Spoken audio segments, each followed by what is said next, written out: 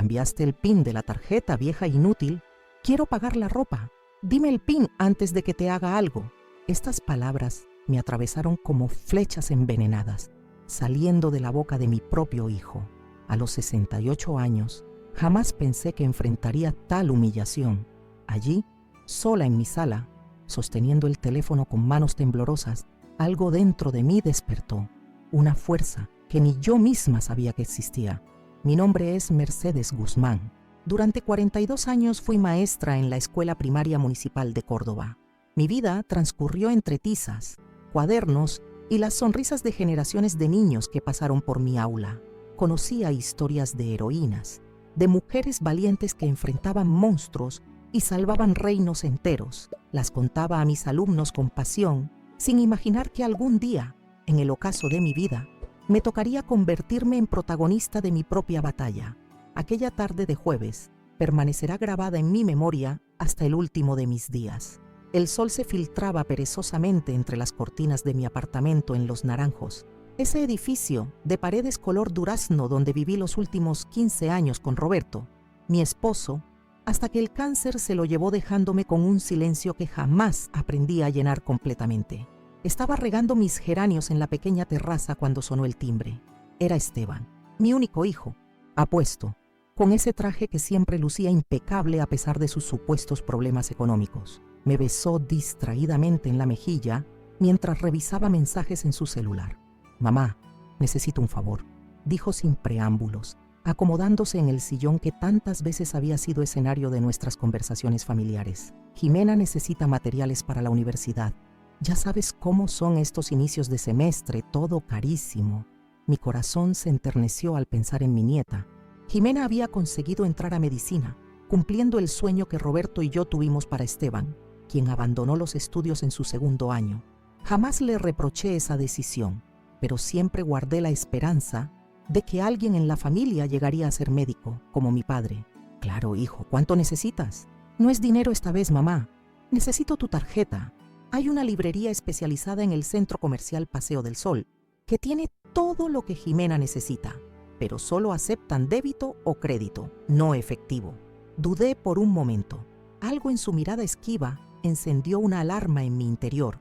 Durante meses había notado pequeñas inconsistencias en mis extractos bancarios, sumas que no coincidían, retiros que no recordaba haber realizado. Teresa, mi vecina del 3B, me había advertido sobre casos de abuso financiero a adultos mayores. «Muchas veces son los propios familiares, Mercedes», me dijo un día mientras compartíamos mate en su balcón. Mi prima en Rosario perdió todos sus ahorros por confiar ciegamente en su sobrino. Rechacé esos pensamientos. Era mi hijo, por Dios santo, no un estafador cualquiera.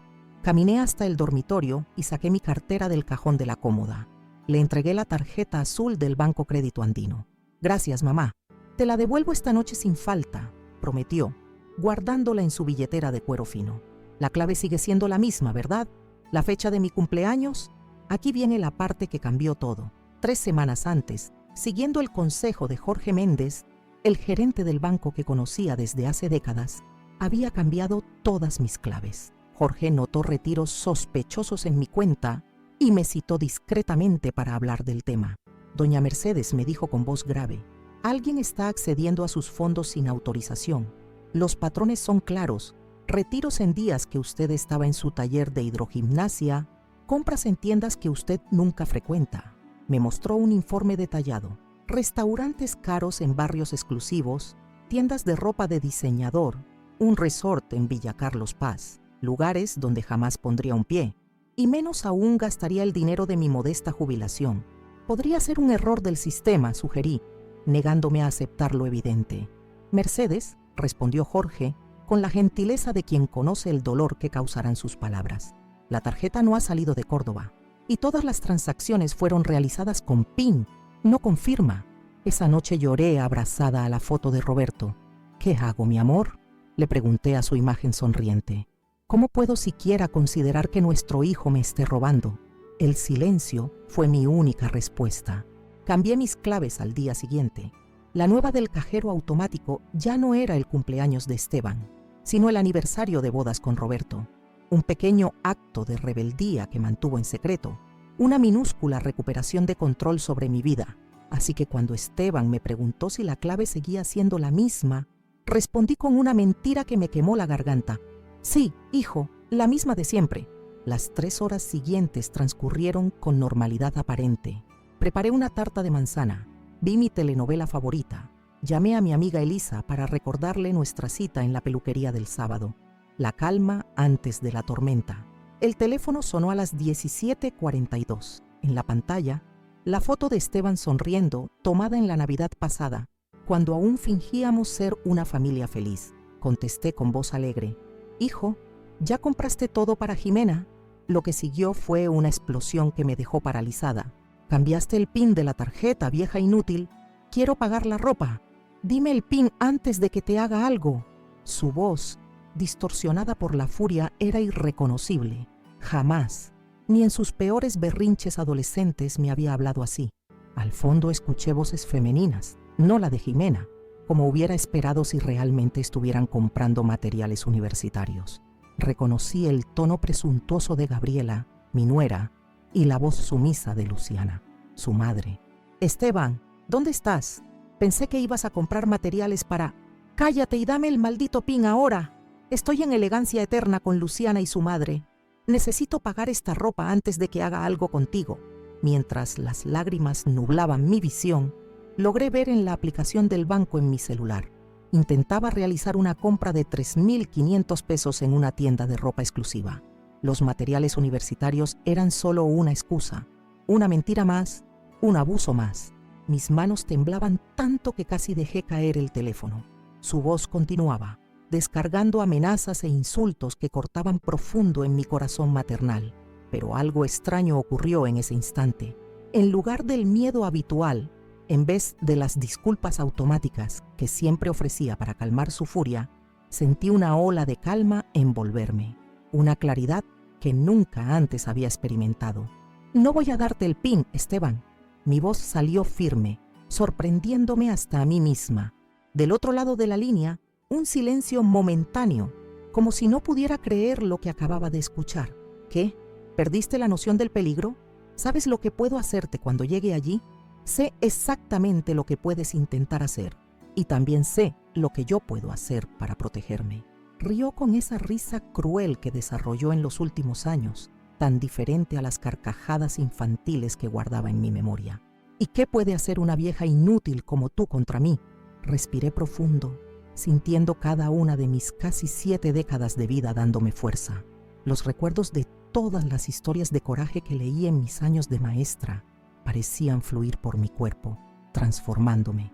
Eso lo descubrirás muy pronto, hijo mío, muy pronto. Colgué el teléfono mientras aún gritaba.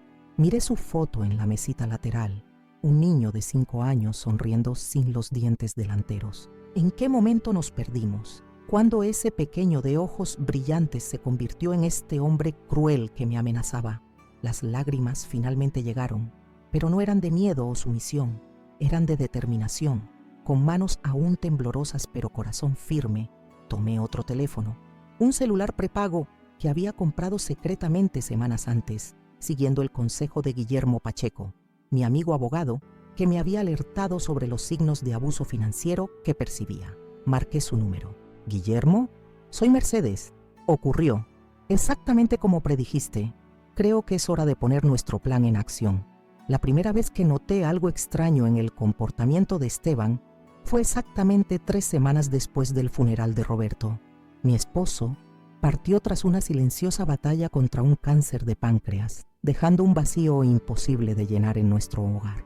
Durante el velorio, mi hijo permaneció distante, intercambiando mensajes en su celular, mientras los amigos de toda una vida de Roberto ofrecían sus últimos respetos. Atribuí aquel comportamiento al dolor. Todos procesamos el duelo de maneras diferentes, ¿verdad? Pero aquella tarde de mayo, cuando el timbre sonó inesperadamente, encontré un Esteban diferente en mi puerta. Ya no era el ejecutivo ocupado que apenas tenía tiempo para visitas mensuales. Llevaba barba de varios días, ojeras profundas y una sonrisa que no alcanzaba sus ojos. «Mamá, tenemos que hablar sobre el futuro», dijo, acomodándose en el sofá donde tantas veces habíamos compartido conversaciones familiares. Las cosas no están fáciles en casa. Preparé un café, coloqué en la mesa las galletas de canela que adoraba desde niño y me senté a escuchar. La historia que se desarrolló parecía sacada de una telenovela dramática. Había sido despedido 3 meses antes, se lo ocultaba a Luciana, estaba ahogado en deudas de tarjeta de crédito y la presión de Gabriela para mantener las apariencias lo estaba llevando al límite. Solo necesito un empujoncito, mamá, un préstamo pequeño hasta conseguir un nuevo empleo. Te devolveré todo, lo prometo. ¿Cómo negar ayuda a mi único hijo? Saqué 7,000 pesos de los ahorros que Roberto y yo construimos, centavo a centavo para nuestra vejez. Esto debería ayudar por ahora, dije, entregándole el sobre con los billetes. Sus ojos brillaron de una forma que interpreté como gratitud, pero hoy reconozco que era el brillo de la oportunidad fácil. 2 semanas después, Esteban regresó. Esta vez necesitaba pagar la matrícula universitaria de Jimena, mi nieta a quien adoraba pero rara vez veía. 5,000 pesos más. El mes siguiente fue la reparación urgente del auto que usaba para buscar empleo. Después, las cuotas atrasadas del departamento. En cada visita, una nueva emergencia, siempre acompañada de fervorosas promesas de pago cuando las cosas mejoraran. Diciembre llegó y con él las primeras sospechas concretas. En el supermercado, mi tarjeta fue rechazada por falta de fondos. Me extrañó. Siempre fui metódica con mis cuentas, aún más después de la muerte de Roberto.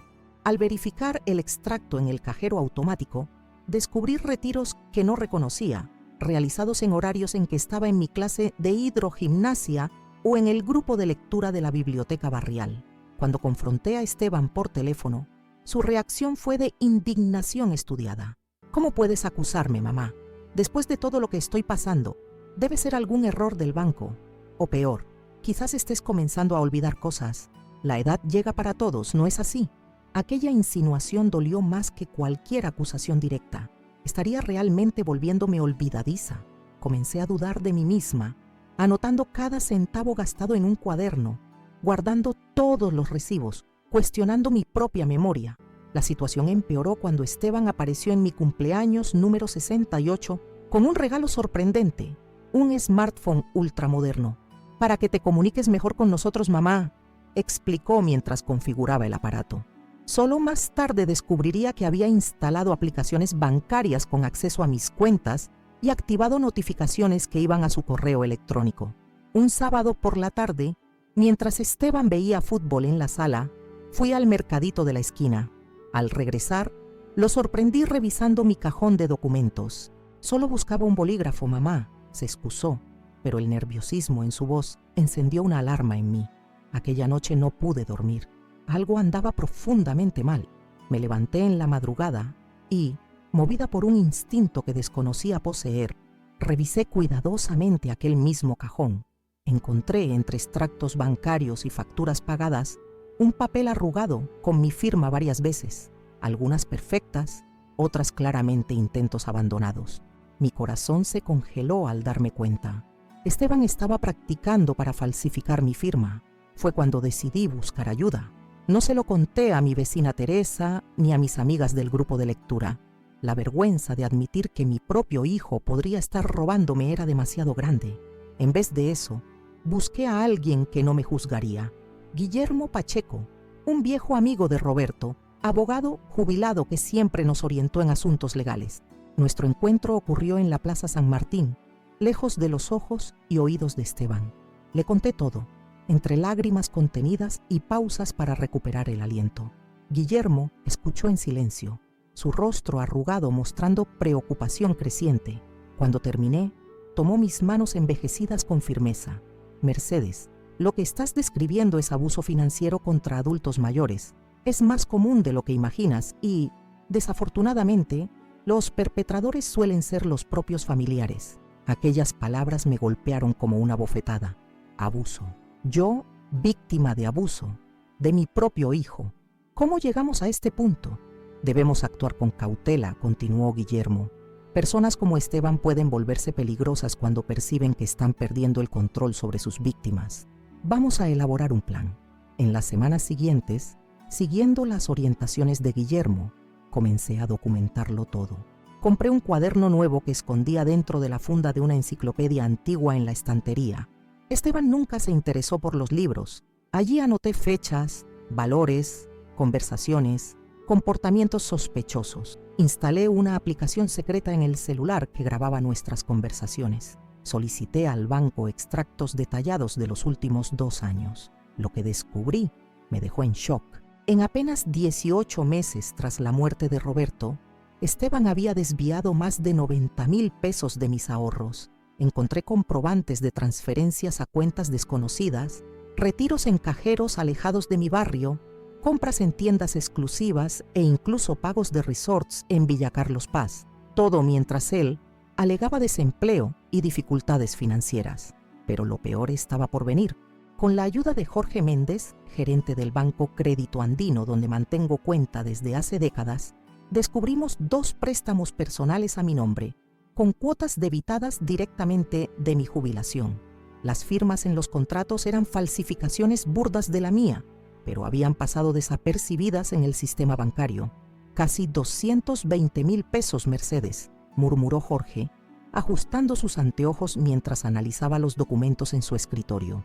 Esto es delito, lo sabes. Falsificación, estafa, apropiación indebida. Salí del banco sintiendo el peso del mundo sobre mis hombros. En el camino a casa, me detuve en un banco de la plaza, observando a niños jugando, jóvenes paseando de la mano, ancianos jugando dominó. Vidas normales, sin traiciones familiares, sin hijos que roban a sus madres.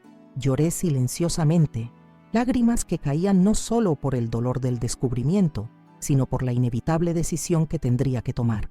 Aquella misma tarde, Luciana apareció inesperadamente en mi apartamento. Su expresión era diferente. No estaba la habitual sonrisa forzada, ni las conversaciones superficiales sobre telenovelas o recetas. Se sentó en la punta del sofá, retorciendo nerviosamente la correa de su bolso caro, que ahora sabía había sido comprado con mi dinero. Doña Mercedes, necesitamos hablar, comenzó, su voz casi un susurro. Es sobre Esteban. Por un instante, temí que supiera de mis investigaciones, que viniera a alertar a su marido, pero lo que siguió fue una confesión entrecortada por sollozos. Luciana también era víctima de Esteban. Los abusos eran psicológicos, a veces físicos. La controlaba mediante humillaciones constantes, amenazas de quitarle a Jimena, manipulaciones que la hacían dudar de su propia cordura. Ha estado gastando mucho dinero últimamente, reveló. Ropa cara, cenas con personas que no conozco, apuestas online.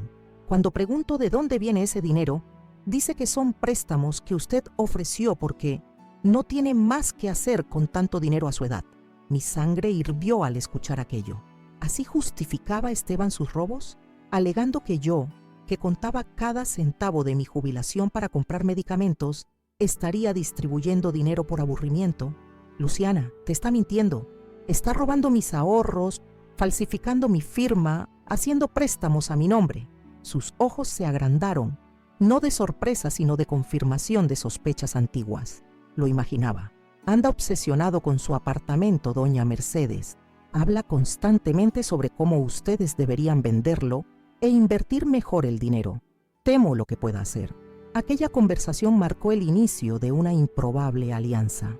Luciana aceptó ayudarme, proporcionando información sobre los movimientos de Esteban, fotografiando documentos que guardaba, alertándome sobre sus planes. A cambio, prometí incluirla a ella y a Jimena en el plan que estaba elaborando con Guillermo. Un plan para liberarnos todas de Esteban. La primera acción concreta fue cambiar las claves de todas mis cuentas y tarjetas. Después, con la orientación de Jorge, bloqueamos cualquier posibilidad de nuevos préstamos a mi nombre. Guillermo inició discretamente un proceso para impugnar los préstamos fraudulentos y registró una denuncia policial que quedaría dormida hasta el momento adecuado. El plan estaba en marcha cuando Esteban me pidió la tarjeta para comprar materiales para Jimena. A esas alturas, ya sabía que mi nieta había recibido una beca integral en la universidad y todos los materiales necesarios estaban incluidos. Era una mentira más, otro intento de acceder a mi dinero. Le entregué la tarjeta sabiendo exactamente lo que ocurriría.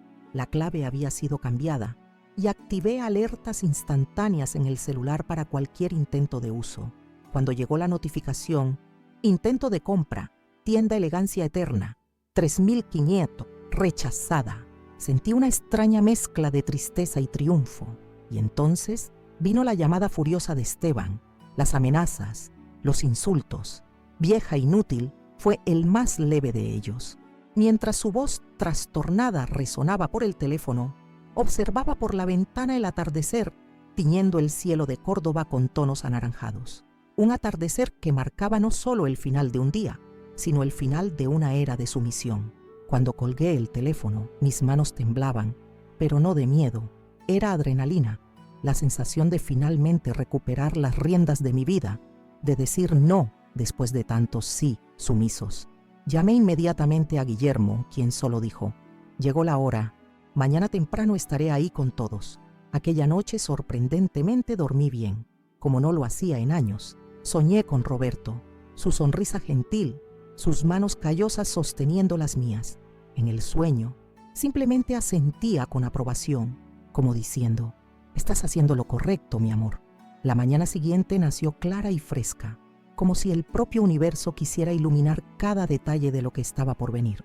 Preparé café fuerte, arreglé la sala, me puse mi mejor vestido, aquel azul marino que Roberto siempre elogiaba. Era importante sentirme fuerte, digna. No era solo una vieja inútil defendiendo sus ahorros, era una mujer reclamando su dignidad, su autonomía, su vida. A las 9 en punto sonó el timbre. Guillermo fue el primero en llegar, cargando una carpeta gruesa con documentos. Poco después, Jorge del banco, con más papeles. Luciana apareció con Jimena. Mi nieta me abrazó con fuerza, susurrando un «lo siento», que valía más que cualquier explicación. El último en llegar fue el comisario Eduardo Santana, un hombre corpulento de expresión seria, a quien Guillermo había involucrado en la operación. Estábamos todos posicionados en la sala cuando escuché el ruido familiar del auto de Esteban estacionando bruscamente. Pasos pesados subieron las escaleras. La llave, que nunca tuve el valor de pedir de vuelta, giró en la cerradura. Y entonces entró como una tormenta, el rostro contorsionado por la rabia, listo para la confrontación que esperaba fuera solo entre nosotros dos. «Vieja manipuladora, ¿cómo te atreves?». Las palabras murieron en su garganta cuando registró la presencia de las otras personas. Su mirada saltó de rostro en rostro, inicialmente confundido, después alarmado, finalmente calculador. «¿Qué es esto? ¿Una intervención?». Intentó sonreír, recuperando rápidamente la compostura. «Mamá, ¿qué has estado inventando para esta gente?». En aquel momento crucial, cuando todas las atenciones se volvieron hacia mí, sentí una calma sorprendente envolverme. Era hora de confrontar no solo a Esteban, sino mis propios miedos, mis debilidades, mi culpa por haber permitido que llegáramos a este punto. «No inventé nada, hijo. Simplemente mostré la verdad que tú mismo escribiste con tus acciones». Cuando terminé de hablar, el silencio en mi sala era tan denso que podría cortarse con un cuchillo. Esteban permaneció inmóvil, como si las palabras lo hubieran paralizado. Su mirada saltaba de un rostro a otro, buscando algún aliado, alguna salida. Encontró solo expresiones serias, determinadas. «Esto es ridículo», finalmente musitó, recuperando parte de su arrogancia habitual. «Van a creerle a una anciana confundida antes que a mí. Mamá ha estado olvidando cosas, inventando situaciones. La semana pasada me acusó de robar su reloj, que luego apareció en su mesita de noche. Aquella mentira descarada casi me arrancó una risa amarga. Nunca me había perdido ningún reloj, nunca lo había acusado de semejante cosa. Era su táctica habitual: desviar, confundir, sembrar dudas sobre mi cordura». El comisario Santana dio un paso adelante, su corpulencia ocupando el espacio entre Esteban y yo, como un escudo protector. «Señor Guzmán, tenemos evidencia documentada de múltiples retiros bancarios realizados con la tarjeta de su madre en momentos en que ella estaba en actividades verificables en otros lugares. Tenemos copias de solicitudes de préstamos con firmas falsificadas y tenemos testimonios de testigos». La expresión de Esteban cambió sutilmente. El color abandonó su rostro, dejando una palidez alarmante. Sus ojos, tan parecidos a los de Roberto, se endurecieron. «¿Testigos? ¿Qué testigos?». Como respondiendo a su pregunta, Luciana dio un paso al frente sosteniendo la mano de Jimena. Aquello pareció descolocarlo completamente. ¿Ustedes? ¿Mi propia familia? Somos testigos, no cómplices, respondió Luciana con una firmeza que jamás le había visto. Y también somos víctimas. La historia de cómo llegamos a este momento comenzó mucho antes de aquella confrontación en mi sala. Comenzó con pequeños pasos cautelosos, alianzas improbables y la silenciosa construcción de una red de apoyo que ni siquiera yo imaginé que podría formar a mis 68 años. Todo empezó realmente con Guillermo Pacheco. Después de nuestro encuentro en la Plaza San Martín, donde le revelé mis sospechas, él se convirtió en mi faro en la oscuridad.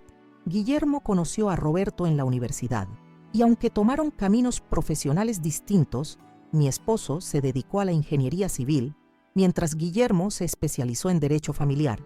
Mantuvieron una amistad de 5 décadas que ni siquiera la muerte pudo romper. Lo que estás experimentando tiene un nombre, Mercedes, me explicó Guillermo en aquella primera reunión secreta. Se llama violencia patrimonial contra adultos mayores, y no eres la primera ni serás la última. Me contó casos similares que había atendido antes de jubilarse.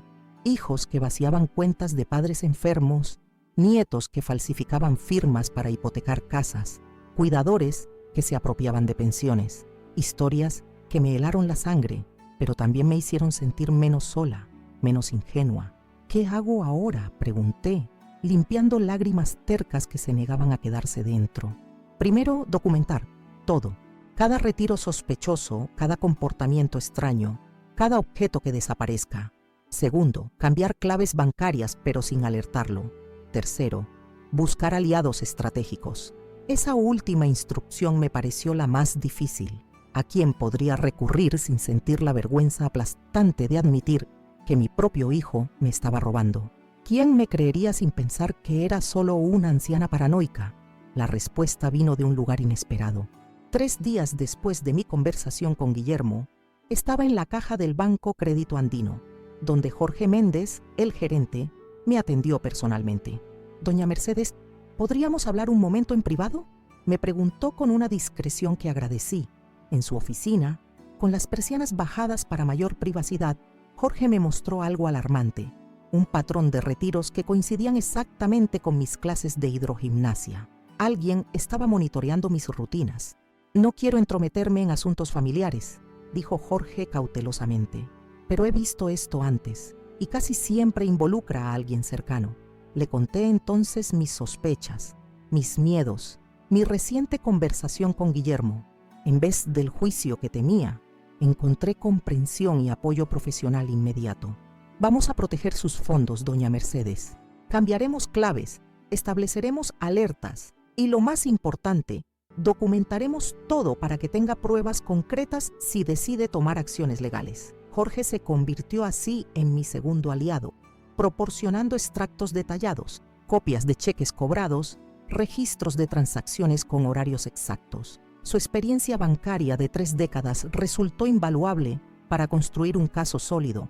A medida que mi red de apoyo crecía, también lo hacía mi confianza. Ya no me sentía una víctima indefensa. Me convertí en una investigadora de mi propia vida, recuperando poco a poco el control que había cedido sin darme cuenta.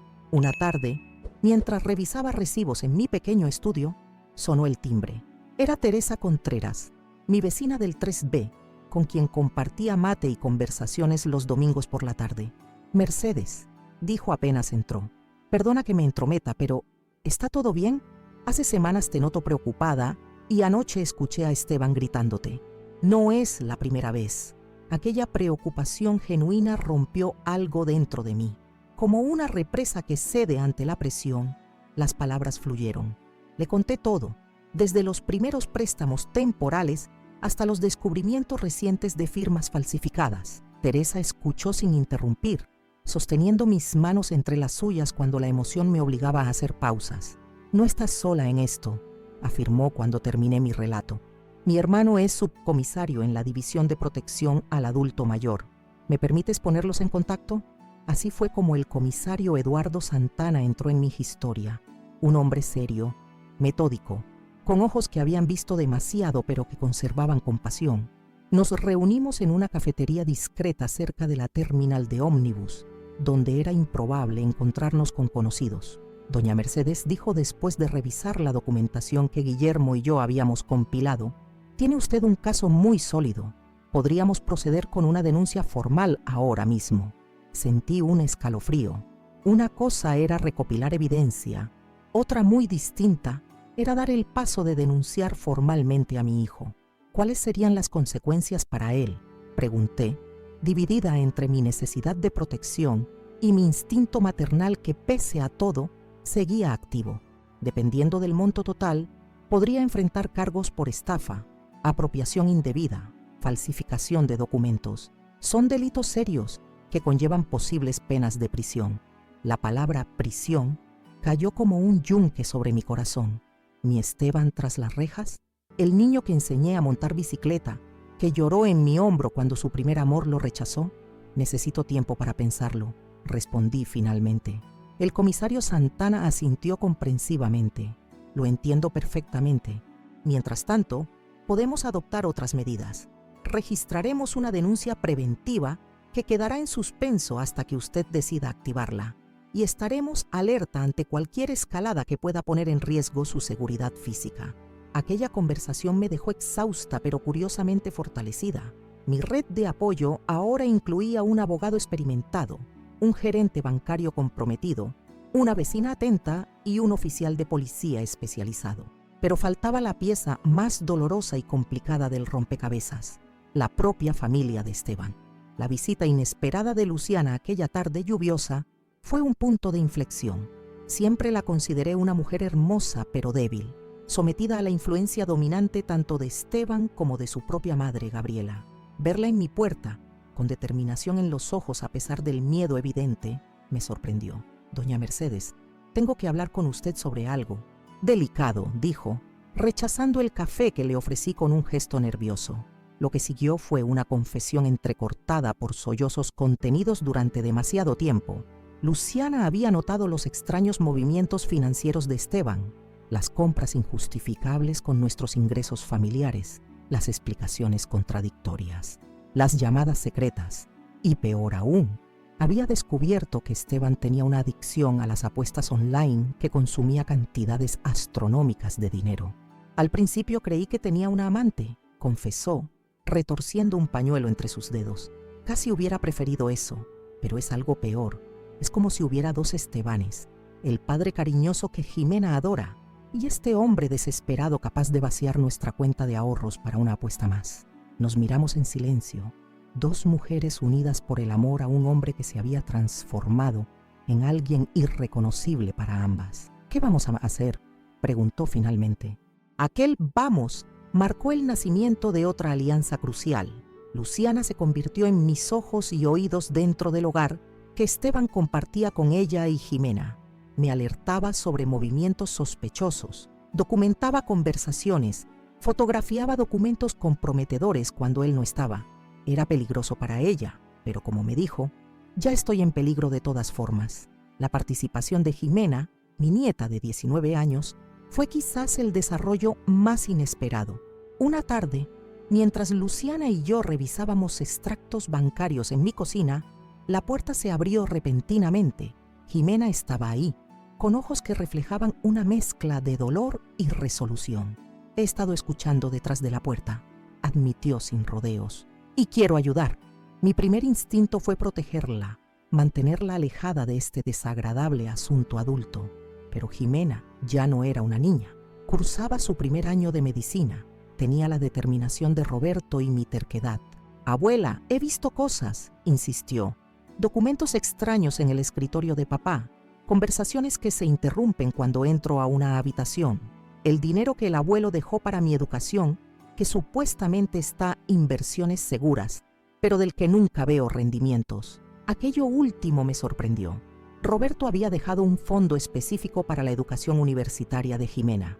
Había asumido que estaba intacto, siendo utilizado correctamente. ¿Qué quieres decir, hija? Papá me dice que el dinero está trabajando en inversiones, que debo confiar en él como administrador, pero cuando pido ver documentos o estados de cuenta, se enfurece, dice que no confío en él, que soy una malagradecida. Ese patrón resultaba dolorosamente familiar. Las mismas tácticas que usaba conmigo: gaslighting, manipulación emocional, culpabilización. Verlo replicado con mi nieta encendió una indignación que no había sentido ni siquiera por mis propias pérdidas. A partir de ese día, Jimena se sumó activamente a nuestra red. Con habilidades tecnológicas que ni Luciana ni yo poseíamos, logró acceder a correos electrónicos reveladores, historial de apuestas, registros de préstamos a nombre de su madre sin conocimiento de ella. Cada nuevo descubrimiento era una puñalada, pero también una confirmación de que no estábamos imaginando cosas. Un mes después de iniciar esta peculiar investigación familiar, nos reunimos todos en la oficina de Guillermo, el abogado, Jorge del banco, el comisario Santana, Teresa mi vecina, Luciana, Jimena y yo. Una improbable coalición unida por un propósito común: detener a Esteban antes de que destruyera más vidas, incluida la suya propia.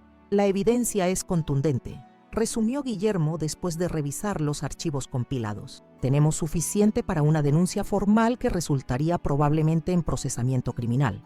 Pero también tenemos otra opción, intervino el comisario Santana. Una intervención controlada, un confrontamiento con evidencias, testigos y respaldo policial, pero en un entorno privado.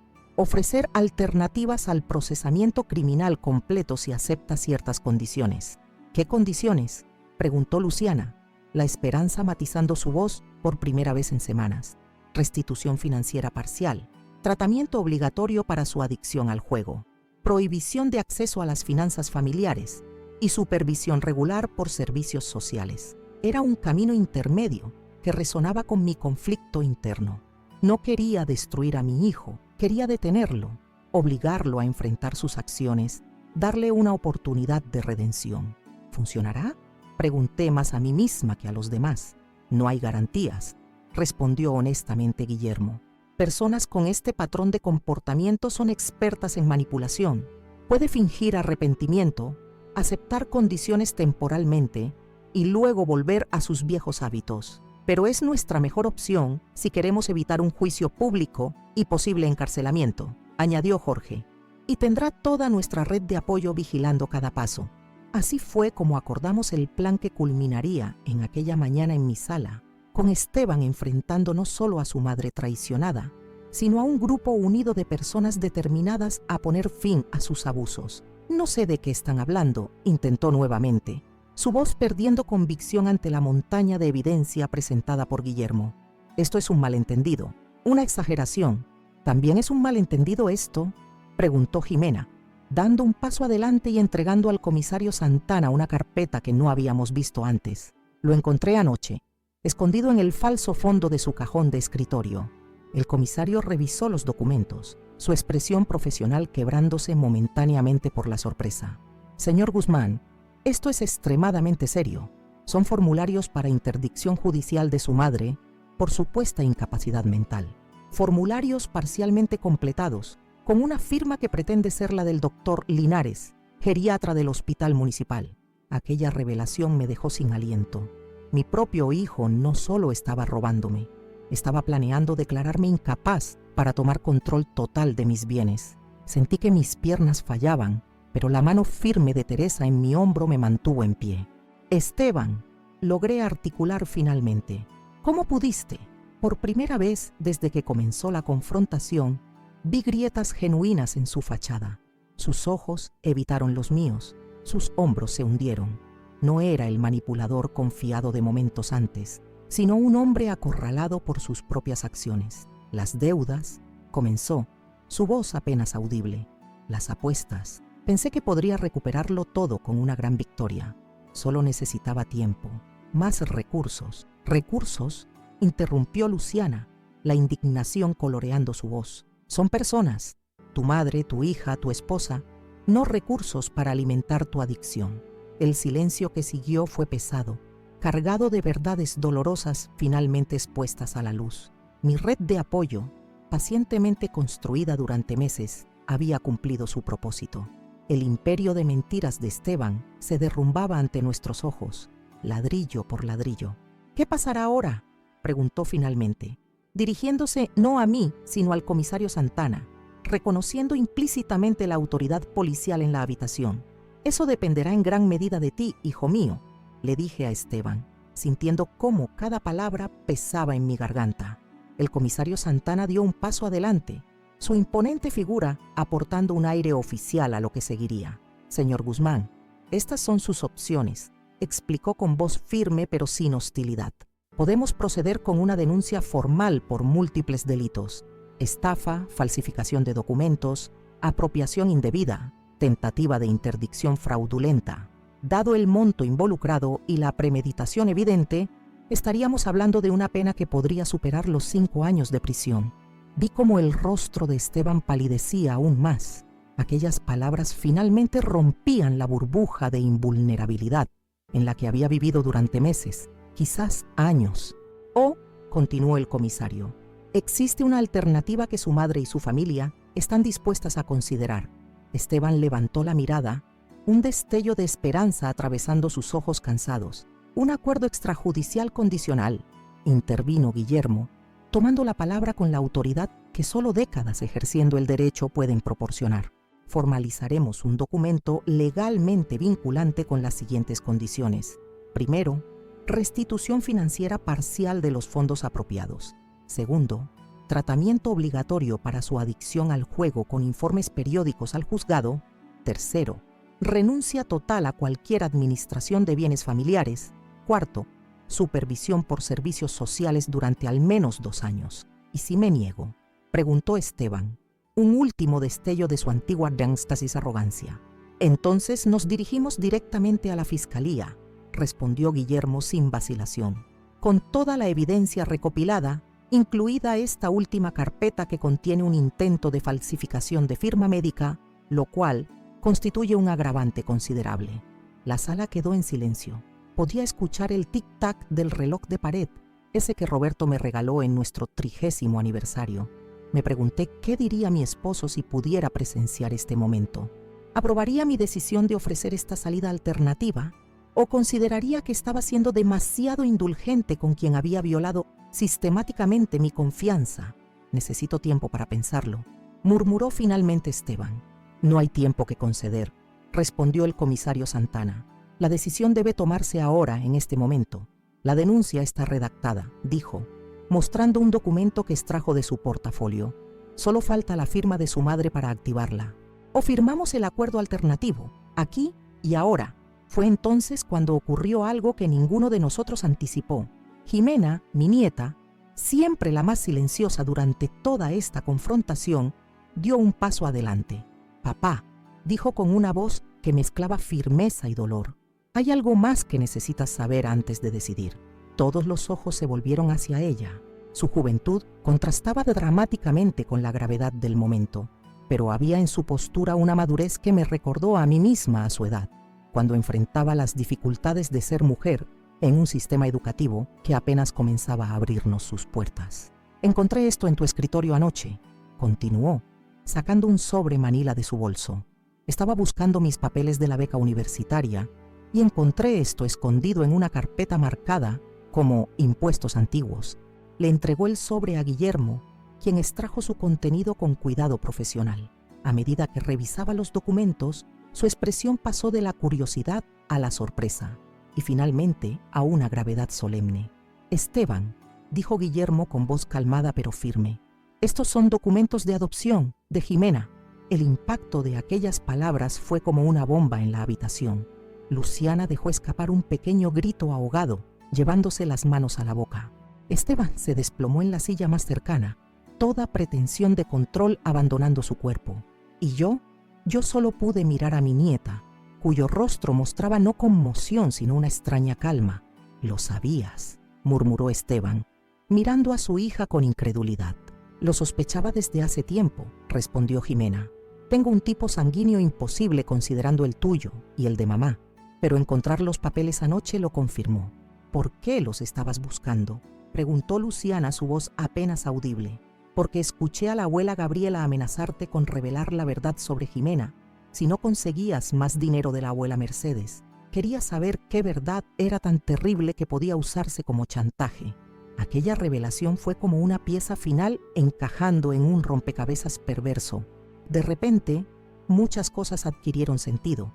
la presión constante de Gabriela sobre Esteban y Luciana, el control que ejercía sobre ellos, la dinámica tóxica que había observado durante años sin comprender completamente.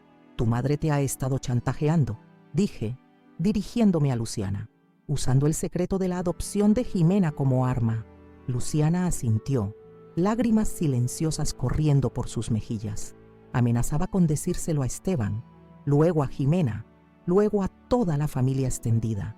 Decía que causaría un escándalo, que todos sabrían que yo había engañado a Esteban, haciéndole criar a una niña que no era suya biológicamente. Pero yo firmé los papeles de adopción, interrumpió Esteban confundido. Sabía que Jimena no era mi hija biológica. Fue mi decisión adoptarla cuando nos casamos. No según mi madre, explicó Luciana. Ella convenció a todos, incluso a mí misma con el tiempo, de que nunca te lo había dicho claramente, que te había engañado. Repitió esa mentira tantas veces que comencé a dudar de mis propios recuerdos. Observé cómo el rostro de mi hijo reflejaba una lucha interna. Reconocí esa expresión, la misma que veía en el espejo cuando comencé a darme cuenta de cómo había sido manipulada. Usó el mismo método conmigo, dijo finalmente, su voz quebrada, siempre insinuando que no era suficientemente bueno para su hija, que debía demostrar mi valor proporcionando el estilo de vida que Luciana merecía. Cuando las cosas se complicaron financieramente, sugirió que tú, mamá, tenías más que suficiente para ayudarnos. No era ayuda lo que buscabas, Esteban, respondí con firmeza. Era apropiación, lo sé, admitió, y aquella simple aceptación de responsabilidad me sorprendió. Comenzó como préstamos genuinos, luego se convirtió en algo más. Las apuestas empeoraron todo. Cada pérdida me hundía más. Cada victoria me daba esperanzas falsas de recuperarlo todo de golpe. El comisario Santana, quien había observado este intercambio familiar con respetuosa distancia, se acercó nuevamente. Esto añade un nuevo elemento a considerar, dijo, pero no cambia los hechos fundamentales. Se cometieron delitos graves. Necesitamos una decisión ahora, señor Guzmán. Esteban miró a Jimena, luego a Luciana, finalmente a mí. Vi en sus ojos algo que no había visto en mucho tiempo. Vulnerabilidad auténtica, no manipulativa. Acepto el acuerdo, dijo finalmente. Haré lo que sea necesario. Terapia, restitución, supervisión, lo que sea. Las siguientes 2 horas transcurrieron en un torbellino de actividad formal. Guillermo redactó el acuerdo mientras Jorge proporcionaba cifras exactas de los montos apropiados. El comisario Santana estableció los términos de supervisión y todos firmamos como testigos. Era extraño ver cómo algo tan doloroso y personal se transformaba en lenguaje legal frío, en cláusulas y subcláusulas, en obligaciones y consecuencias por incumplimiento. Cuando el último documento fue firmado y Esteban se preparaba para marcharse con el comisario Santana, quien lo llevaría a registrarse en un programa de tratamiento para adicciones, ocurrió algo inesperado. Jimena se acercó a él y, tras un momento de duda, lo abrazó. «Te quiero, papá», dijo simplemente. «Siempre serás mi padre, sin importar qué digan unos papeles o pruebas de sangre». Aquel gesto de amor incondicional, tan puro en medio de tanta traición y dolor, me recordó que incluso en los momentos más oscuros, la luz encuentra formas de colarse por las grietas. Cuando la puerta se cerró tras ellos, me encontré sola con Luciana, Jimena, Guillermo, Jorge y Teresa. Mi improbable ejército de salvación. Estaba agotada física y emocionalmente, pero extrañamente en paz. ¿Y ahora qué?, preguntó Luciana, su voz reflejando la misma mezcla de alivio y aprensión que yo sentía. «Ahora», respondí, «reconstruimos». Las semanas siguientes fueron un proceso de reorganización total. Con la orientación de Jorge, recuperamos el control de todas mis cuentas, cambiamos claves permanentemente, establecimos protecciones adicionales contra futuros intentos de fraude. Guillermo nos ayudó a revisar y actualizar mi testamento, asegurando que mis deseos estuvieran claramente documentados y protegidos legalmente. Pero el cambio más significativo fue interno. La confrontación con Esteban había sido traumática, pero también liberadora. Durante años, sin darme cuenta, había cedido mi autonomía poco a poco, permitiendo que otros tomaran decisiones por mí bajo el pretexto de cuidarme o facilitarme las cosas. Ahora reclamaba mi vida, mi voz, mi poder.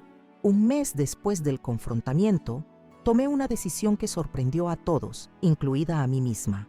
Puse mi apartamento en Los Naranjos a la venta, no por presión de Esteban, no por miedo o desesperación, sino por elección propia. ¿Estás segura, Mercedes?, me preguntó Teresa cuando le conté mi plan. Has vivido ahí desde que Roberto y tú se mudaron del centro. Estoy segura, respondí con una convicción que me sorprendió. Ese apartamento está lleno de recuerdos, algunos maravillosos, otros dolorosos, pero representa una vida que ya no es la mía. Quiero un espacio nuevo que refleje quién soy ahora. Con la ayuda de un agente inmobiliario recomendado por Guillermo, encontré una encantadora casa de una planta en Residencial Valle Sereno, un condominio para adultos mayores en las afueras de Córdoba. Tenía amplios ventanales que dejaban entrar luz natural, un pequeño jardín donde podría cultivar mis amadas plantas y, lo más importante, un sistema de seguridad de primer nivel y atención médica permanente dentro del complejo. La venta del apartamento se concretó rápidamente gracias a su ubicación privilegiada. El precio obtenido no solo me permitió comprar la casa nueva, sino también establecer un fondo educativo para Jimena y reservar una suma para Luciana, quien había decidido retomar sus estudios universitarios interrumpidos cuando conoció a Esteban. La tarde que firmé la escritura de mi nueva casa, Jimena me acompañó, mientras recorríamos las habitaciones vacías que pronto llenaría con mis pertenencias cuidadosamente seleccionadas. Mi nieta me observaba con una expresión que no supe interpretar. «¿Qué pasa, hija?», le pregunté finalmente. «Estoy orgullosa de ti, abuela», respondió con sencillez. «La mayoría de las personas a tu edad evitarían cambios tan drásticos. Tú los estás abrazando». Sus palabras me conmovieron profundamente. A mis 68 años, nunca esperé convertirme en ejemplo de coraje o adaptabilidad para mi nieta de 19. «La vida no deja de sorprendernos, Jimena», le respondí. «A veces nos derrumba, otras nos eleva. Lo importante es seguir en movimiento». La mudanza ocurrió 2 semanas después. Fue un proceso agridulce, revisar 4 décadas de acumulación, decidir qué conservar y qué dejar ir. Cada objeto contenía historias. El sillón donde Roberto leía el periódico los domingos, la mesa donde Esteban hacía sus tareas escolares, las cortinas que cosí a mano cuando nos mudamos. Luciana se ofreció a ayudarme y descubrí en ella una aliada inesperada en este proceso de selección. Tenía un ojo práctico que complementaba mi tendencia a la nostalgia. «¿Realmente necesitas 17 tazas de té diferentes, doña Mercedes?», preguntó con una sonrisa mientras empacábamos la cocina. «Cada una tiene una historia», protesté débilmente. «Entonces elige las 5 con las mejores historias», sugirió. «Las demás pueden encontrar nuevos hogares y crear nuevas historias». Era un consejo sabio que apliqué a toda la casa. Lo esencial, lo verdaderamente significativo, vendría conmigo. El resto sería donado, regalado o vendido. El día de la mudanza amaneció claro y fresco. Teresa y otras vecinas de Los Naranjos organizaron un pequeño desayuno de despedida. Algunas lloraron, prometiendo visitarme en mi nueva casa. Sentí una oleada de gratitud por esta comunidad que había sido mi red de seguridad durante tantos años. Cuando el camión de mudanzas partió hacia Valle Sereno, me quedé un momento a solas en el apartamento vacío. Recorrí cada habitación, acariciando paredes que habían sido testigos de tanto. En el dormitorio principal, donde Roberto exhaló su último aliento, me permití llorar brevemente. «Lo logré, mi amor», susurré. «Estoy comenzando de nuevo. Espero que estés orgulloso». Al cerrar la puerta por última vez, sentí que cerraba también un capítulo de mi vida. No con tristeza ni arrepentimiento, sino con la serena aceptación de que todo, incluso el dolor, tiene su propósito en el gran esquema de la existencia. Mi nueva vida en Valle Sereno comenzó con una sorpresa. La mañana siguiente a la mudanza, mientras desempacaba libros en la pequeña biblioteca que había establecido en una esquina soleada de la sala, sonó el timbre. Al abrir, me encontré con Luciana y Jimena, cargadas de cajas. «¿Qué es esto?», pregunté confundida. «Nuestra mudanza», respondió Luciana con una mezcla de determinación y nerviosismo. «Si la oferta sigue en pie». Recordé entonces nuestra conversación semanas atrás, cuando mencioné casualmente que la casa tenía una habitación de invitados que podrían usar cuando quisieran. No esperaba que lo tomaran como una invitación permanente. ¿Estás segura?, pregunté. Es un gran cambio para ambas. Más que segura, respondió. Esteban estará en tratamiento residencial por al menos 6 meses. Después, tendremos que reconstruir nuestra relación desde bases completamente nuevas, si es que decidimos hacerlo. Mientras tanto, Jimena y yo necesitamos estabilidad. Y tú también. La lógica era impecable, pero había algo más en sus ojos. Un deseo genuino de formar parte de mi vida, de crear una unidad familiar diferente a lo que habíamos conocido antes. Además, añadió Jimena con una sonrisa traviesa, alguien tiene que enseñarte a usar todas las funciones de tu nuevo teléfono inteligente. Reí recordando mis dificultades con la tecnología moderna. En ese caso, bienvenidas a casa. Así fue como, a mis 68 años, me convertí en cabeza de un hogar multigeneracional. Las primeras semanas fueron un ajuste, por supuesto. 3 mujeres con hábitos y preferencias diferentes aprendiendo a coexistir armoniosamente. Pero también fueron semanas de descubrimiento. Luciana era una cocinera excepcional. Jimena tenía un talento natural para la jardinería que yo nunca sospeché. Y yo, para mi sorpresa, resultaba ser una excelente mediadora en los pequeños conflictos cotidianos. Aquella tarde, sentada en el porche de mi nueva casa, observando a Jimena plantar geranios mientras Luciana preparaba mate en la cocina, reflexioné sobre el extraordinario giro que había dado mi vida. Había perdido mucho, sí, dinero, confianza, la ilusión de una familia perfecta, pero también había ganado autonomía, claridad, una nueva forma de familia más auténtica aunque imperfecta. El teléfono sonó, interrumpiendo mis pensamientos. Era Guillermo llamando para informarme que Esteban había completado su primer mes de tratamiento con evaluaciones positivas de sus terapeutas. Está trabajando duro, Mercedes, me aseguró mi viejo amigo. No puedo prometerte que todo será perfecto, pero hay signos genuinos de progreso.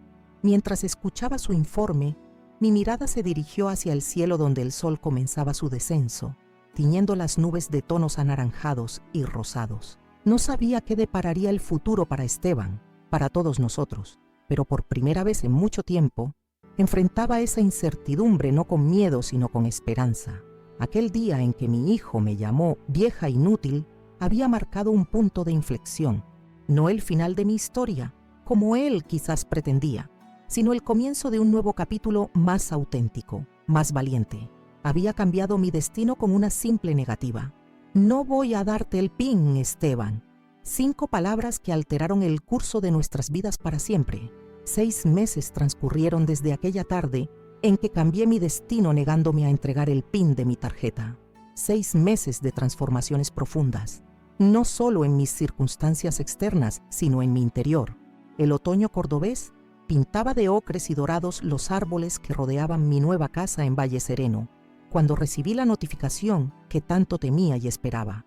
Esteban había completado su programa de tratamiento residencial y solicitaba una reunión familiar. ¿Cómo te sientes con esto?, me preguntó Luciana mientras desayunábamos en la terraza soleada que se había convertido en nuestro rincón favorito para comenzar el día. Honestamente no lo sé, respondí, observando el vapor que ascendía de mi taza de té. Parte de mí quiere creer en su recuperación, otra parte tiene miedo de volver a ser manipulada. Jimena, quien había madrugado para estudiar anatomía antes de ir a la universidad, levantó la vista de sus apuntes. La terapeuta familiar dice que es normal sentirse así, abuela. La confianza, una vez rota, no se reconstruye de la noche a la mañana. Sonreí ante la sabiduría de mi nieta. A sus 20 años recién cumplidos, mostraba una madurez emocional que yo, con casi 50 años más, apenas estaba desarrollando. Acordamos encontrarnos en terreno neutral, la oficina de Guillermo Pacheco, quien seguía siendo nuestro pilar de apoyo legal y emocional. Elegimos una hora en que Jorge del banco también pudiera asistir, pues quedaban asuntos financieros pendientes de resolver. El día señalado amaneció gris y amenazando lluvia, como si el clima quisiera reflejar mi estado de ánimo. Me vestí con especial cuidado, un conjunto azul marino que me daba confianza, el collar de perlas que Roberto me regaló en nuestro aniversario de plata, un toque de perfume. Pequeños rituales de protección, supongo. Cuando entramos a la oficina de Guillermo, Esteban ya estaba allí. Lo primero que noté fue lo cambiado que lucía físicamente. Había perdido peso.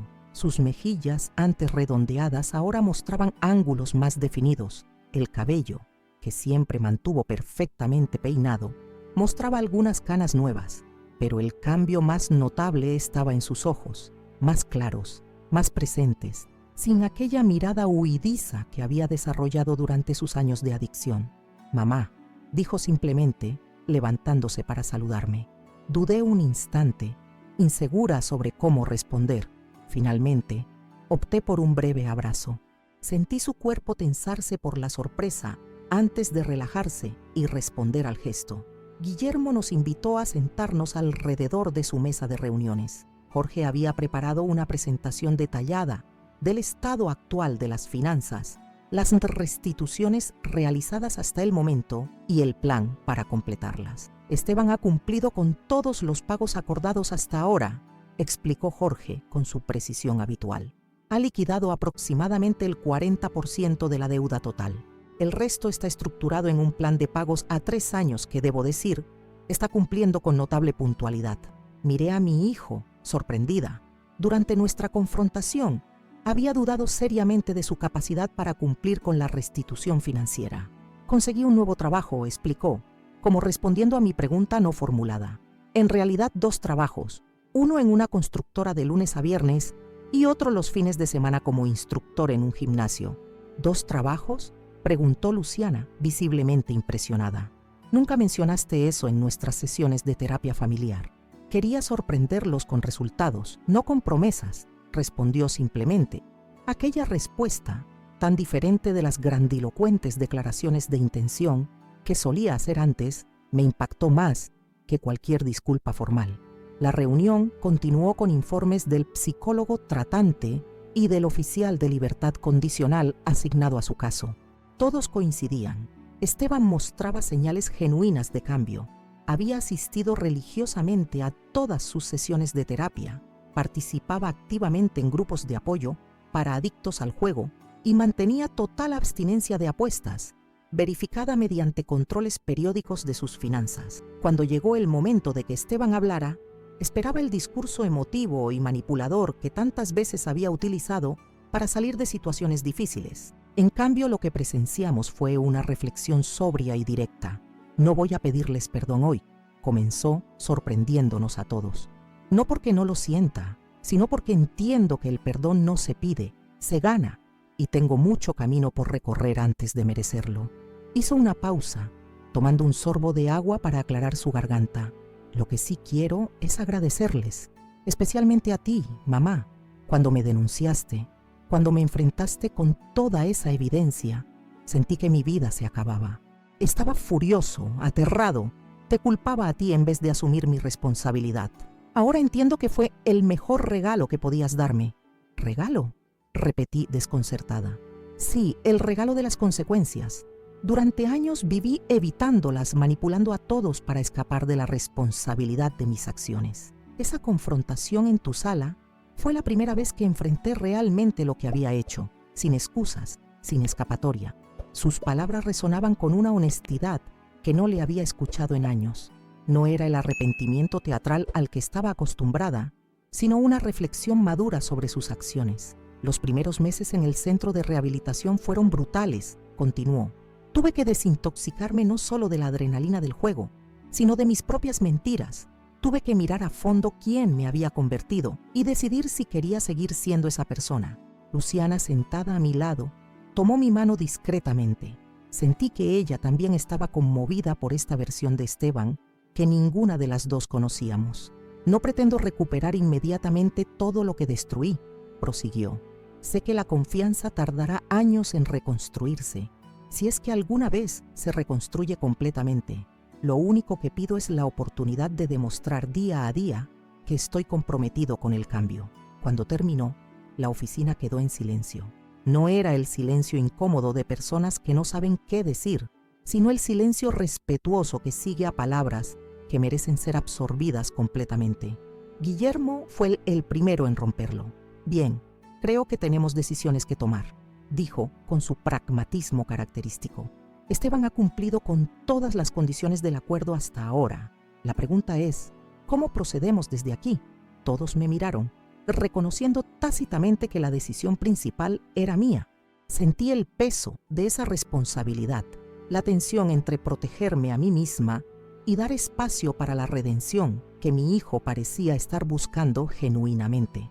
Propongo un enfoque gradual, dije finalmente, continuar con las condiciones actuales, pero añadir encuentros familiares supervisados, primero en espacios públicos o en presencia del terapeuta, luego, si todo va bien, en contextos más privados. Esteban asintió, aceptando mis términos sin discusión ni negociación, otra señal del cambio que proclamaba. Así comenzó la fase más compleja de nuestra historia familiar, la reconstrucción. Nuestros primeros encuentros fueron almuerzos incómodos en restaurantes donde las conversaciones fluían superficiales y cautelosas. Poco a poco, con cada promesa cumplida, con cada sesión de terapia familiar completada, fuimos recuperando fragmentos de la conexión que alguna vez tuvimos. 3 meses después de aquella primera reunión, ocurrió algo inesperado. Era domingo por la tarde y había invitado a Teresa, mi antigua vecina, a tomar el té en Valle Sereno. Estábamos disfrutando de la tarde cuando sonó el timbre.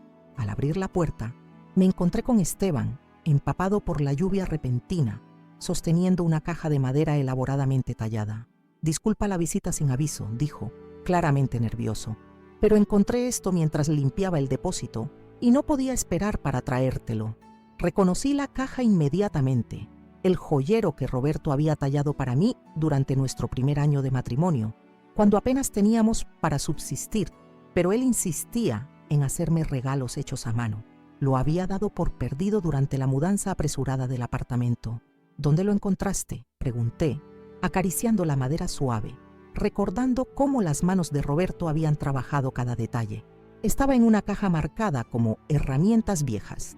Supongo que en la confusión de la mudanza se interrumpió, ambos sabiendo que no había sido confusión sino negligencia, quizás incluso un acto deliberado para privarme de algo significativo. Lo importante es que ahora regresa a donde pertenece. Lo invité a entrar, ofreciéndole una toalla para secarse. Teresa, siempre perceptiva, anunció que debía marcharse, dándonos espacio para un momento que intuyó importante. Sentados en la sala, con el joyero entre nosotros como un puente entre pasado y presente, Esteban parecía buscar las palabras adecuadas. «Dentro hay algo más», dijo finalmente, «algo que necesito explicarte». Abrí la caja con cuidado. Entre mis viejas joyas, mayormente de valor sentimental más que económico, había un sobre amarillento. Lo reconocí como el papel que Roberto usaba para sus cartas importantes. «Lo encontré cuando buscaba documentos para vender tu apartamento», confesó Esteban, bajando la mirada. Era una carta dirigida a mí, para ser abierta después de su muerte. La leí y la escondí. Con manos temblorosas, extraje la carta. La caligrafía de Roberto, tan familiar y dolorosamente ausente en mi vida actual, cubrió las páginas con ese trazo firme y elegante tan característico de él. La carta era extensa, llena de consejos paternales, reflexiones sobre la vida y lecciones que Roberto quería transmitirle. Pero un párrafo en particular me hizo contener la respiración. «Hijo mío, tu madre es la persona más fuerte que he conocido, aunque ni ella misma lo sepa. Respeta siempre su autonomía, su capacidad de decisión. Apóyala sin subyugarla, ayúdala sin controlarla. Y si algún día te encuentras tentado a decidir por ella, por su propio bien, recuerda estas palabras. Mercedes Guzmán no necesita ser salvada. Necesita ser amada y respetada en toda su magnífica independencia». Las lágrimas nublaron mi visión. Roberto, incluso en su ausencia, seguía protegiéndome, entendiéndome mejor que nadie. «Lo siento, mamá», dijo Esteban, su voz quebrada. «No solo por ocultarte esta carta, sino por traicionar así la confianza de papá. Él sabía, de alguna manera sabía que yo podría convertirme en lo que me convertí, y trató de advertirme. Por primera vez desde que comenzó todo este doloroso proceso, vi a mi hijo llorar genuinamente, sin manipulación, sin autocompasión. Era el llanto limpio del verdadero arrepentimiento. «No sé si algún día podré reparar todo el daño que causé», continuó entre lágrimas, «pero te prometo, por la memoria de papá, que nunca dejaré de intentarlo». Aquel momento marcó un punto de inflexión en nuestra relación.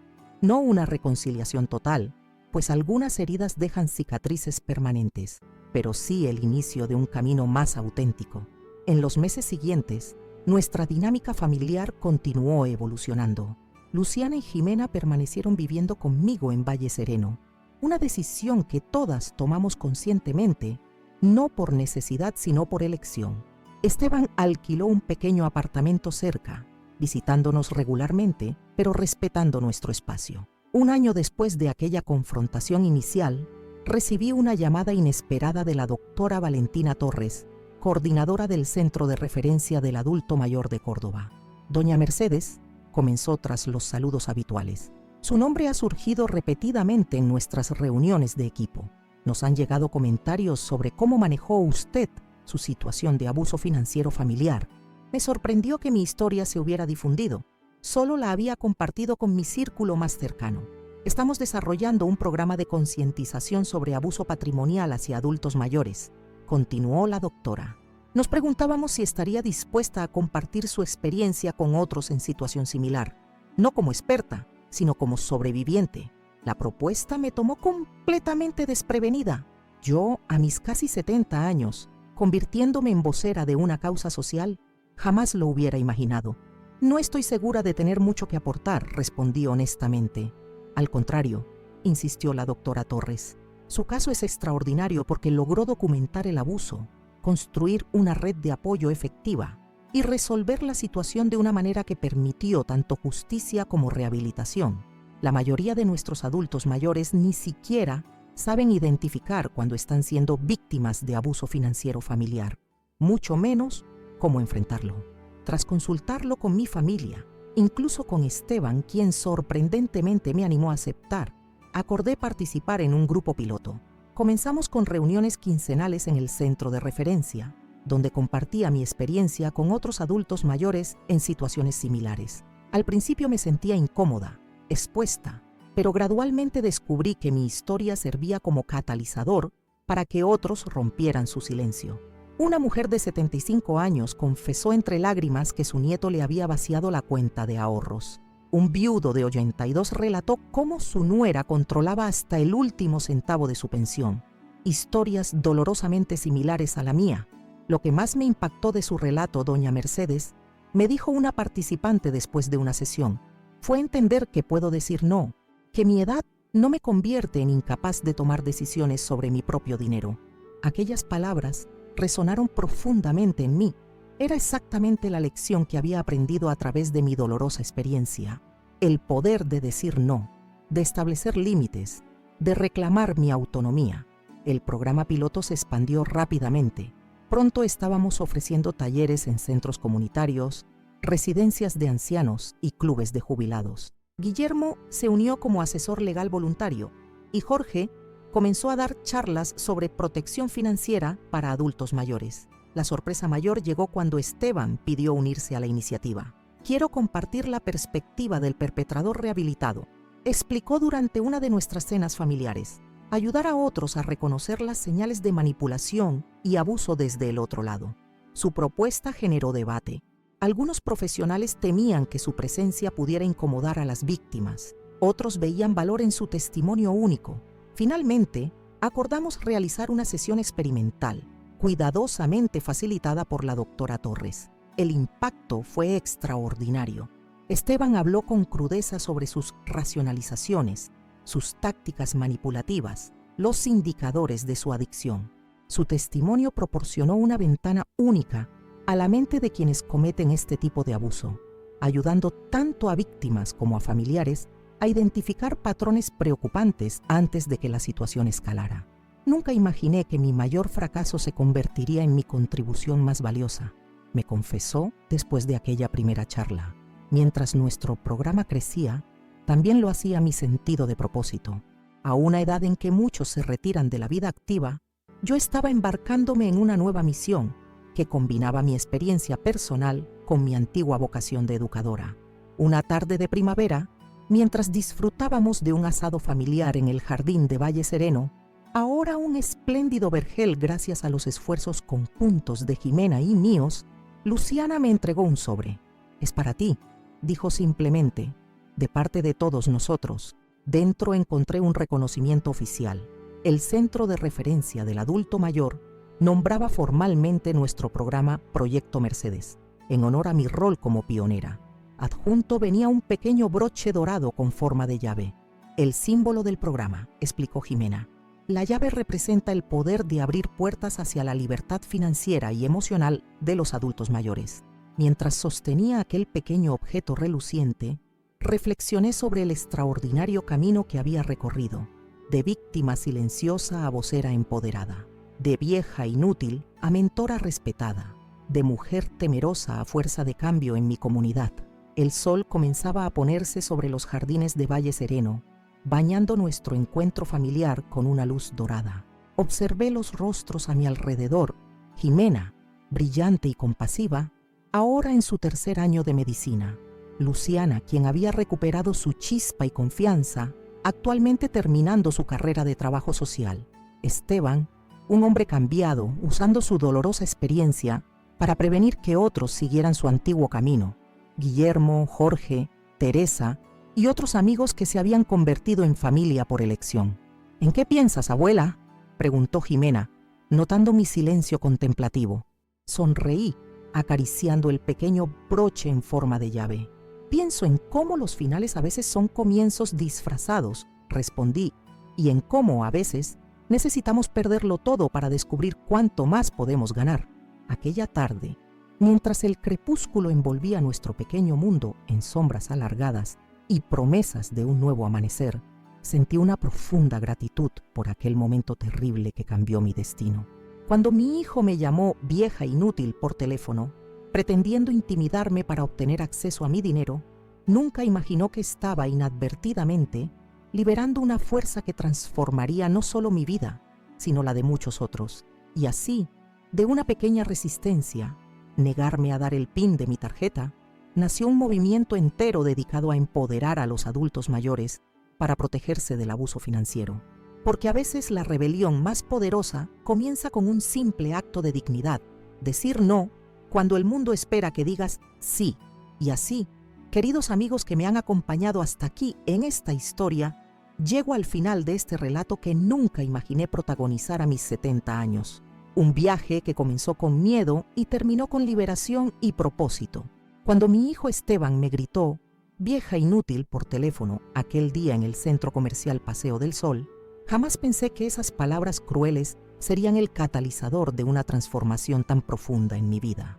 ¿Quién hubiera imaginado que yo, Mercedes Guzmán, una maestra jubilada de Córdoba, terminaría liderando un programa para proteger a adultos mayores del abuso financiero?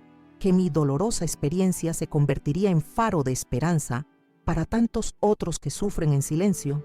Todo comenzó con pequeñas señales que decidí ignorar. Préstamos que nunca fueron devueltos, extractos bancarios con movimientos desconocidos, la creciente presión para vender mi apartamento. Mi instinto maternal me empujaba a justificar, a excusar, a proteger a mi hijo incluso cuando era yo quien necesitaba protección. Pero la vida tenía otros planes para mí.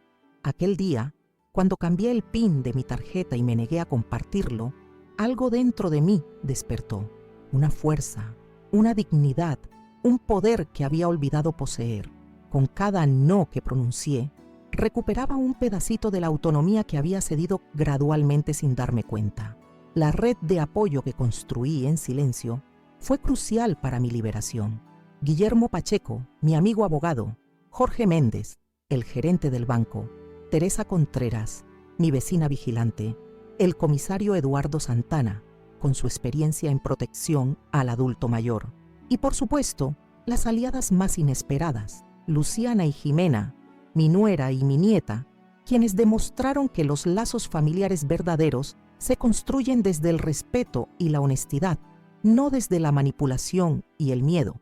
La confrontación en mi sala aquel día marcó un antes y un después. Ver a Esteban rodeado de evidencias de sus fraudes, enfrentando las consecuencias de sus acciones, fue doloroso, pero necesario. Como madre deseaba protegerlo. Como mujer necesitaba protegerme a mí misma. Lo que siguió fue un camino de reconstrucción. Para Esteban, enfrentando su adicción al juego y las raíces profundas de sus comportamientos destructivos. Para mí, redescubriendo quién era más allá de mi rol de madre y viuda para nuestra familia entera, aprendiendo a relacionarnos desde bases más sanas y auténticas. Mi mudanza a Valle Sereno simbolizó este renacimiento. Dejar atrás el apartamento lleno de recuerdos, seleccionar cuidadosamente lo que vendría conmigo a esta nueva etapa, fue un acto de libertad. La decisión de Luciana y Jimena de acompañarme, de formar juntas un hogar multigeneracional basado en el respeto mutuo, trajo una alegría que no esperaba encontrar a mis años. El descubrimiento de la carta de Roberto, tan oportunamente entregada por Esteban, fue quizás el regalo más precioso de todo este proceso. Saber que mi esposo, incluso anticipando su ausencia, intentó protegerme, reconociendo en mí una fortaleza que yo misma dudaba poseer. Sus palabras: Mercedes Guzmán no necesita ser salvada, necesita ser amada y respetada en toda su magnífica independencia, se convirtieron en mi mantra personal. Y luego, la invitación de la doctora Torres para compartir mi historia con otros adultos mayores.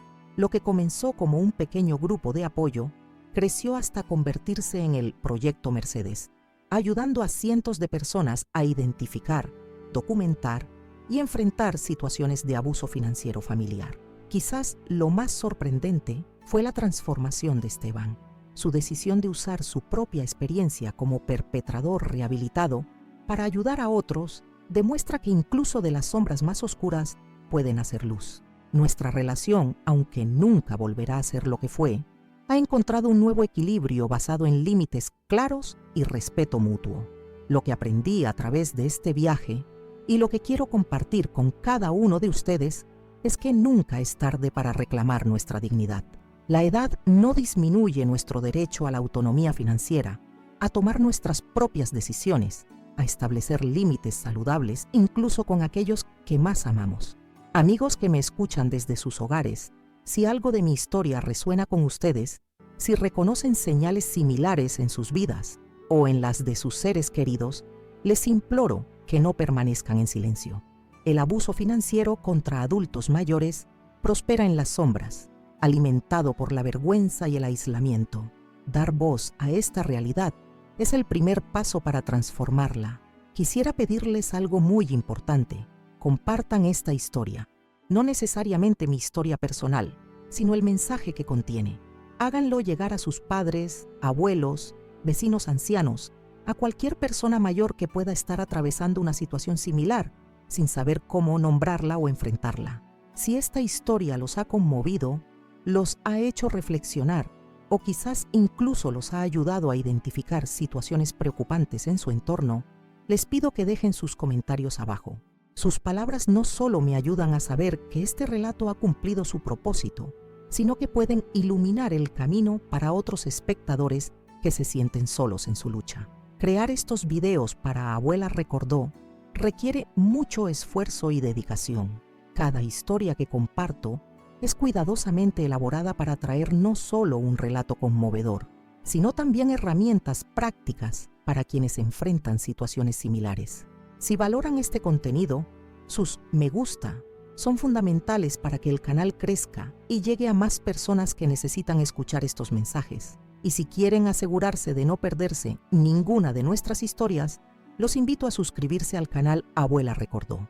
Cada semana compartimos relatos de adultos mayores que, como yo, han encontrado formas de superar situaciones difíciles, de reclamar su autonomía, de reinventarse cuando todo parecía perdido. Suscribirse y activar las notificaciones garantiza que estas voces, frecuentemente ignoradas en nuestra sociedad, lleguen a sus pantallas regularmente. Para quienes preguntan cómo pueden apoyar aún más esta labor, existe la función Gracias aquí en YouTube, una forma de hacer pequeñas donaciones que nos permiten cubrir los costos de producción y seguir trayendo contenido de calidad diariamente. Producir estos videos implica muchas horas de trabajo, desde la creación del guión, grabación, edición, hasta finalmente llegar a ustedes. Su apoyo financiero, por pequeño que sea, es vital para mantener vivo este espacio donde los adultos mayores podemos compartir nuestras vivencias y sabiduría. Amigos, lo que comenzó como mi historia personal se ha convertido en un movimiento. Cada semana recibo mensajes de personas que, inspiradas por estos relatos, han encontrado el valor para enfrentar situaciones de abuso, para buscar ayuda, para reconstruir sus vidas. Eso hace que todo el esfuerzo valga la pena. Desde mi corazón al suyo, gracias por escucharme, por acompañarme en este viaje. Esta maestra jubilada, que un día tuvo miedo de su propia sombra, hoy comparte su vida abiertamente, con la esperanza de que otros encuentren la misma fuerza que yo descubrí dentro de mí cuando más la necesitaba. Nos vemos en el próximo video de Abuela Recordó, con otra historia que tocará su corazón y lo hará reflexionar. Mientras tanto, recuerden, nuestra edad no determina nuestro valor. Nunca es tarde para decir no, para establecer límites, para comenzar de nuevo. Y como siempre digo en el Proyecto Mercedes, a veces la rebelión más poderosa comienza con un simple acto de dignidad. ¿Qué les pareció esta historia? ¿Han vivido o presenciado situaciones similares? ¿Cómo las enfrentaron? Los espero en los comentarios y no olviden activar ese gracias si pueden ayudarnos a seguir creando contenido diario que impacte positivamente en la vida de tantos adultos mayores. Con cariño desde Córdoba, Argentina, su amiga Mercedes Guzmán, recordándoles que incluso las historias más dolorosas pueden transformarse en fuente de luz y esperanza para otros.